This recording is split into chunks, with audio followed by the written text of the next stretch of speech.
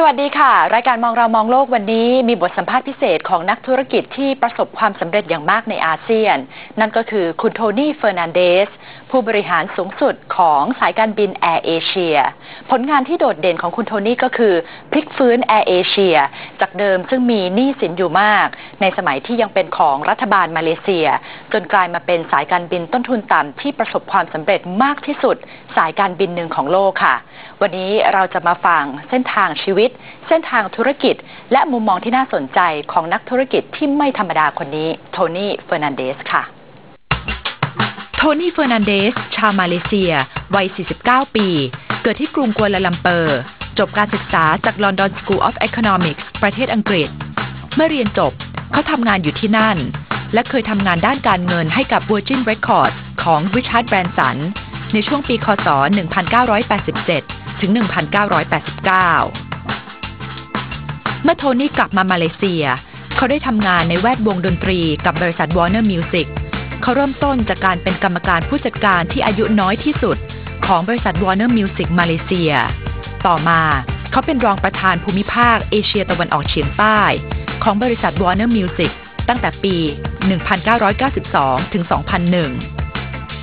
ในปี 2001 โทนี่ได้ออกจาก Warner Music เพื่อมาตามความฝันที่ต้องการมีสายการบินเป็นของตัวเองเขาเข้าซื้อกิจการแอร์เอเชียซึ่งตอนนั้นเป็นของรัฐบาลมาเลเซียและเป็นสายการบินที่เต็มไปด้วยหนี้สินท่ามกลางคำวิพากษ์วิจารณ์ว่าเขาเสียสติไปแล้วที่ทำอย่างนั้นแต่เพียง1 ปีเขาสามารถกำจัดหนี้สินทั้งหมดของแอร์เอเชียได้ด้วยวิสัยทัศน์ที่ต้องการให้แอร์เอเชียเป็นสายการบินต้นทุนต่ำสายการบินแรกของมาเลเซียโทนี่คิดทำสายการบินต้นทุนต่ำเพราะต้องการให้การเดินทางโดยเครื่องบินเป็นสิ่งที่ทุกๆคนทำได้โทนี่ประมาณการว่า 50% ของผู้โดยสารแอร์เอเชียในตอนนั้นเป็นผู้ที่เดินทางโดยเครื่องบินเป็นครั้งแรกและก่อนหน้าที่จะมีสายการบินต้นทุนต่ำอย่างแอร์เอเชียมีเพียง 6% ของชาวมาเลเซียเท่านั้นที่ได้เดินทางโดยเครื่องบิน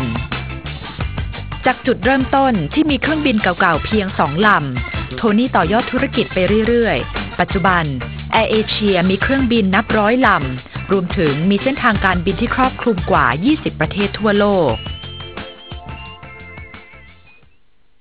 Tony, why do you want to run an airline business in the first place?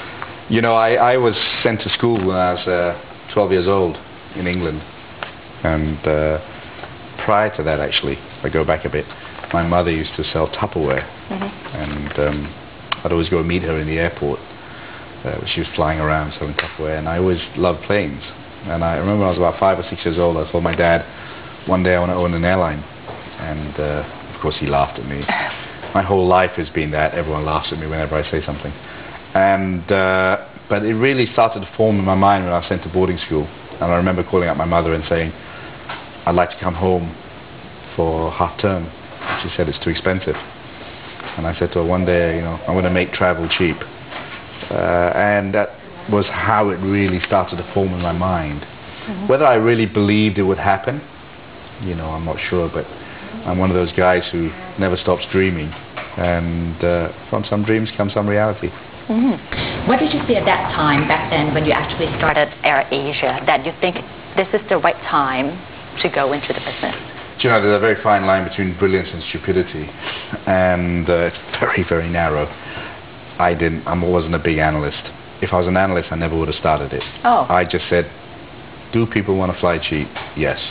Okay. And so I started it. Did I say this is the right time? No, I never thought about Market research, you know. That's never been my strong point. 600 million people in Southeast Asia, 25 million people in Malaysia. I thought, if I could make this work, it'll definitely work. And so I just went with it. Was it fun? You know, it was fun and it was scary. Fun because, hey, not many people can say they own an airline, right? Fun because you could meet people in the street who could come up to you and say, I never thought I'd ever fly. Thank you very much.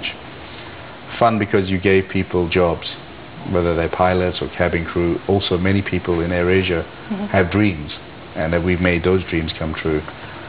Scary in that I knew nothing about aviation. I was from the music business. Scary because I took over an airline which owned 250 staff, and if I failed, they were out of a job. That scared me the most. But luck was on our side, and we were able to build something quite special, so it was okay. Did you have a model airline in your head at that time? It was really the first low-cost carrier I flew was Ryanair. Okay. And I was so impressed with the model. I said, this is what I want it to be. But I thought that we could be Asian about it. You can never be someone else. I thought the operational model of Ryanair was great, but I wanted ours to be a classy low-cost airline. Not to increase the cost, but that we had good people, we had friendly staff. It doesn't cost anything to smile.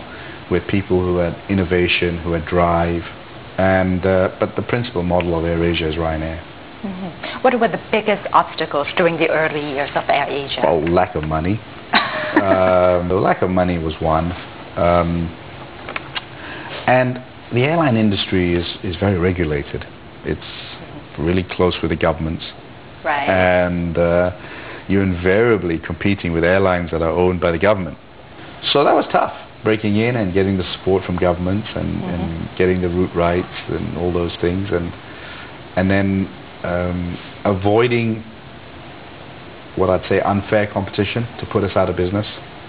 Malaysian Airlines could put us out of business like that because they were subsidized by the government at that time. So to get through to the government to say that we should have a level playing field was tough, but we got there. So you actually overcame all those obstacles and you open up a new whole sector, budget airlines, and now there are new players as well. How fierce is competition today? Everyone talks to me about that. But can I remind everybody that I started this airline with 2 planes against Malaysian Airlines 150 planes. Yeah. That's competition. I started a route from KL to Singapore against the best airline in Asia, if not the world, Singapore Airlines. So competition is always there. It was fiercest when I was small. Oh. And now we are much bigger. There are more entries. But there were entries before and there are new entries coming in now. I don't worry too much about competition. I worry about ourselves. If we lose what we're best at, then we will die, whether we're the only airline or whether there are 10 other airlines. In terms of competition, the market is huge, and AirAsia can't take all of it. There's Knock here, there's Lion Air, there's Tiger, there's Jetstar. Ironically, all named after animals. And we welcome it. I have no problem. The market will choose the winners. The market is big enough for more than one player, and competition is what I've grown up from day one. Whether it was a music business, whether I was competing with Grammy, or whether I'm competing with Knock, that's part of life. How did you survive the early years against Singapore Airlines and Malaysian Airlines? I'm not quite sure. To be honest, I look back at time and think, how the hell did we do this? Yeah, how? When I leave the office sometimes at very late, 12, 1 o'clock in the morning, and I look at all our planes, and I sit back and I think, how did we do it? I think we were just very aggressive in marketing. We were very old-fashioned businessmen that focused on cash. We simplified the airline business and so created a niche. Airline business is so complicated. I fly on Thai tonight to Paris, and they have first class, business class, economy. They have MRO, they have kitchens, they have cargo, they have narrow body, wide body. It's a complicated business. For me, it's very simple. I move people from A to B, 1 class, all first class, and at the lowest possible price, and I try and keep the business simple. So I think we survived because we created a business that wasn't there, and the other guys took time to react to it or didn't take it seriously. And on top of that, 2 very key ingredients. We had amazing people. We had and Asian companies don't realize the real strength of an organization is not the patriarch, it's not the owner, it's not the CEO, it's the team. And the team goes all the way down to the guys who carry the bags as well. And we had a real can-do spirit. And you can't put that in the balance sheet. And on top of that, we were damn aggressive on marketing. You know, I mean, I see today, our guys are innovative. You know, we presented a Furby to the Prime Minister of Thailand. You know, we have an AirAsia Furby, which is one of the more visited than Gangnam website. So that kind of creativity and energy, no bureaucracy. You know, the Furby idea came out from someone in the promotion department, and we just let it go. So I think those recipes, simplifying the business, taking cost out of the business, a can-do attitude from the people, and marketing. Is there still room for other entrepreneurs who want to start a budget airline in Asia? I think there is, but I think it's tough. You know, I started this airline with my partners when oil price was $30. We built a huge infrastructure when there was no other low-cost carrier. I think for someone putting in the airline business now, $130 oil, not many planes available to buy in the market because all of us have bought the next 5 years of supply, and new competition already in. So whoever starts a new low-cost airline has to deal with NOC, has to deal with Jetstar, has to deal with Tiger, and AirAsia, and Lion Air, etc., Cebu Pacific. So tough.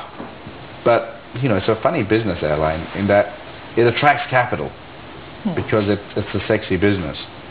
So you know, I'm sure there'll be people that will try, but I think it will be tough.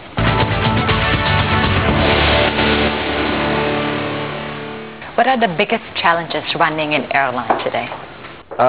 I think governments are challenges because you know, when I was in the music business or I'm in the hotel business, etc., you can just move on and do things, right?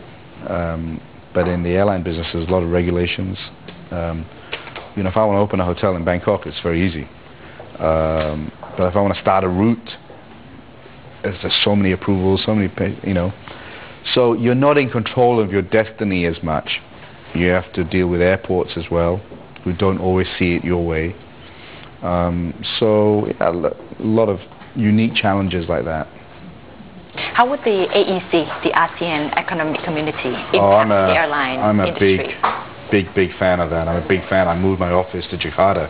Okay. Because I'm a big believer in ASEAN, and I love what's happening.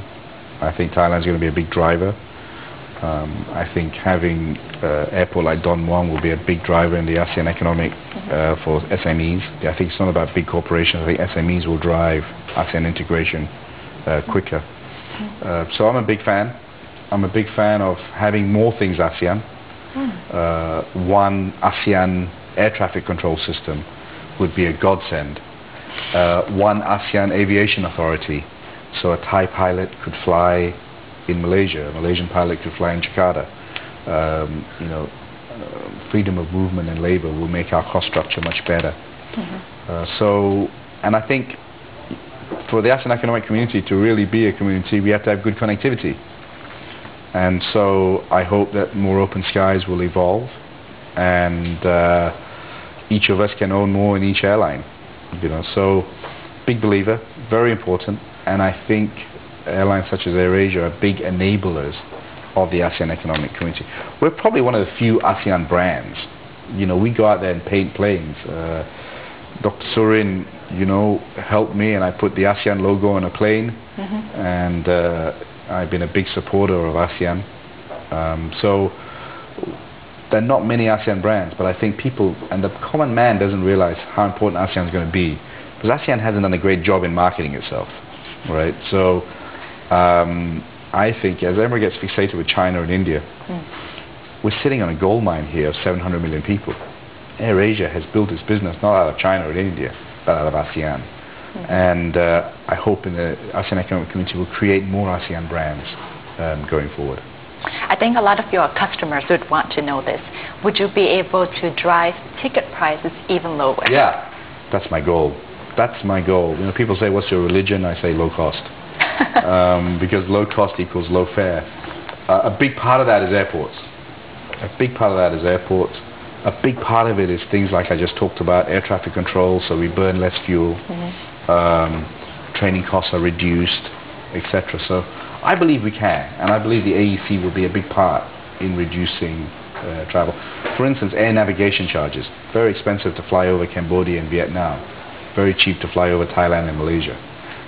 If we had a common system and we allowed people flying between ASEAN to have less air traffic costs, we can reduce the fare. So I believe we can. I believe we can, and it's my goal. I told the Prime Minister today that in the shower I thought of the tagline, now everyone can fly. And I think we're halfway there. But if I can confidently say in 5 years' time we've got fares low enough that every man in ASEAN can fly, then we as an airline, we as a community have done something great. What goals do you have for AirAsia? I have some pretty lofty goals, right? My people think I'm crazy, but then 10 years ago, if I said to you, coming from the music business, I'm going to build an airline that's 125 planes, you would have said, what drugs are you taking? I would like AirAsia to be one of the greatest companies to work for. Everyone says, put customer first. My motto is put employee first. Because if employees are happy, they'll look after the customers anyway, right? I've lived an amazing life that I've lived so many of my dreams. I want to be able to give the chance to my staff to be able to live some of their dreams as well. So that's one. And number two is maybe an impossible dream, but you got to dream. I hope one day AirAsia will be as well known as Coca-Cola.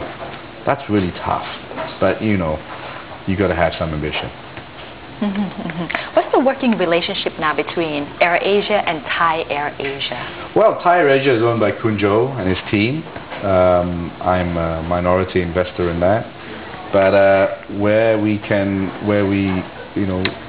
very closely linked. Obviously, we're very good friends as well. So, but we share a common brand, we share a common network, we buy things in bulk. So the economies of scale are there.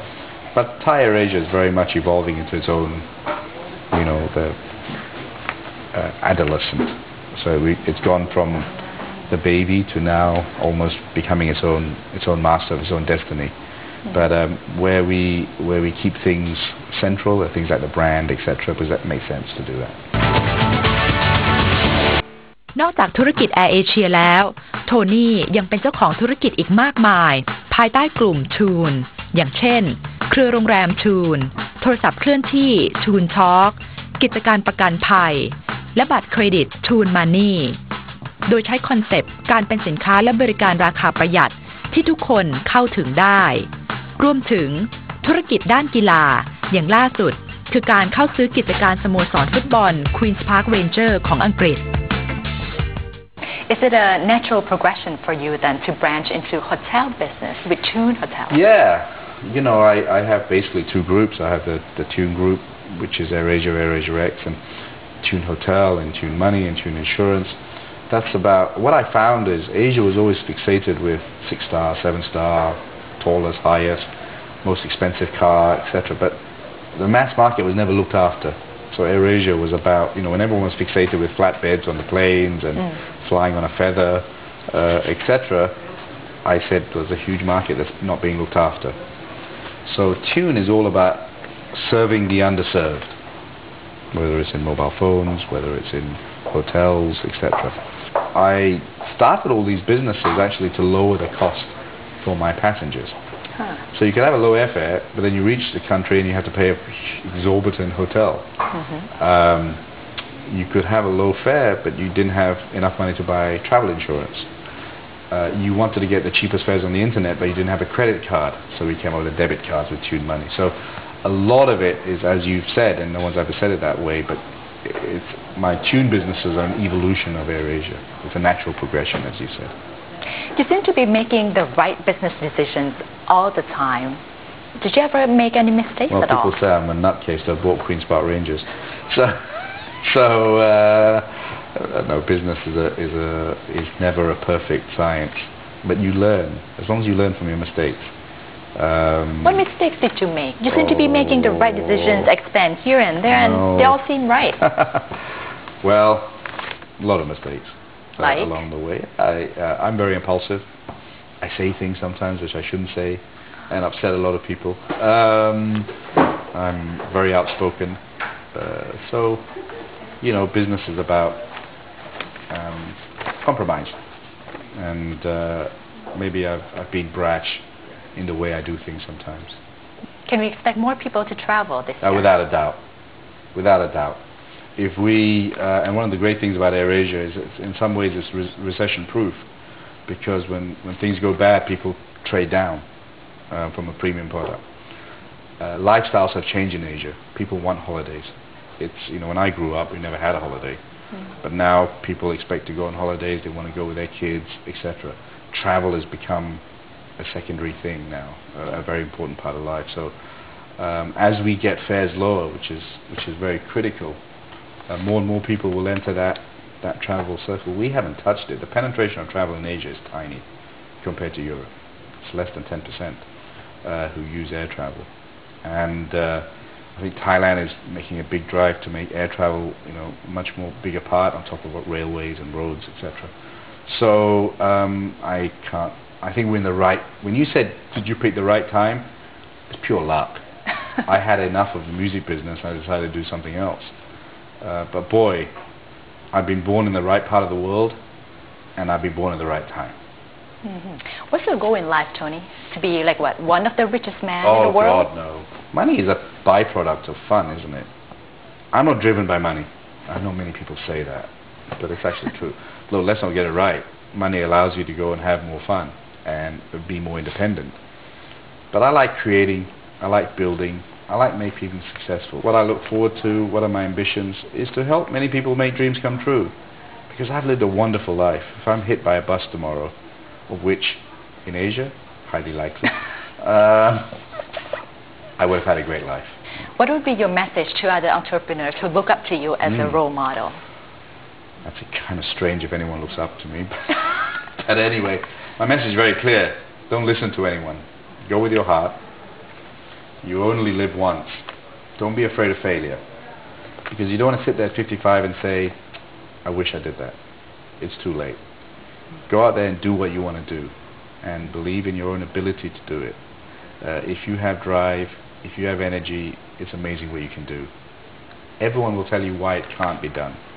Don't listen to them. And don't be afraid of failure. Because if you fail, you can try again, or you can give up. But at least you tried. You don't want to sit there. You're on a clock. We're on a clock. And you don't want to sit there at the end of your clock and say, I wish I did that. And the very last thing is be positive. Because being an entrepreneur is damn bloody tough. There is no easy road. There is no easy success. There is no... Anyone who tells me they want a billionaire, I say that's a wrong attitude. Because you got to work hard. There's no quick fix. And be positive. Because life is tough. There is no easy shortcut. Believe me. And so in summary, be positive. Go with your heart. And be the best. And surround yourself with great people.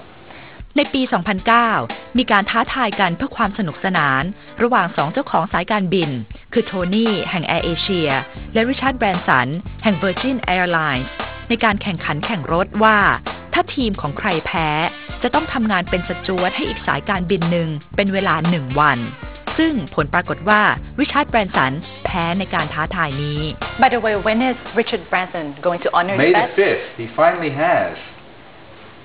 He wimped out a few times, but to his credit, he said he broke his leg once, his house was on fire, so he came back and said May the 5th he's going to do Perth, Kuala Lumpur, Perth. So it should be fun. He asked me whether I wanted to join him, and I said no, you lost, you dress up, you serve me. คุณโทนี่ เฟอร์นันเดสเป็นตัวอย่างที่ดีนะคะสำหรับนักธุรกิจที่อยากจะประสบความสำเร็จค่ะสิ่งที่สำคัญเลยก็คือจะต้องมีวิสัยทัศน์ไม่ย่อท้อต่อความลำบากและจะต้องไม่กลัวความล้มเหลวด้วยค่ะเพราะอย่างที่คุณโทนี่ย้ำนักย้ำหนานะคะว่าความสำเร็จไม่ได้กันมาง่ายๆค่ะพบกันใหม่สัปดาห์หน้านะคะวันนี้สวัสดีค่ะ